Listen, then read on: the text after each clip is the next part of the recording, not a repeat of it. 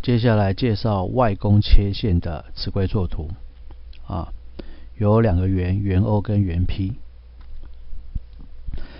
大 R 刚好是圆 O 的半径，小 r 是圆 P 的半径那么大 R 减小 r 就是它们的半径差。步骤一，我们做连心线 OP。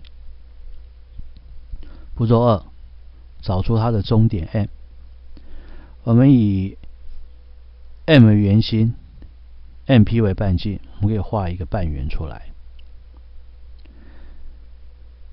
接下来，步骤四，我们以 O 点为圆心，以两个圆的半径差为半径，画圆弧，交这个半圆与 N 点。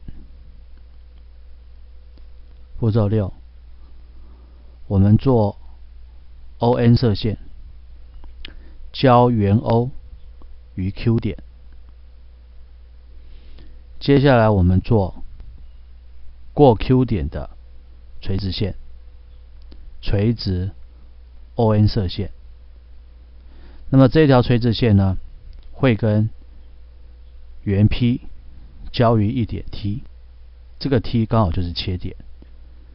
那么 QT 直线就是它们的外弓切线。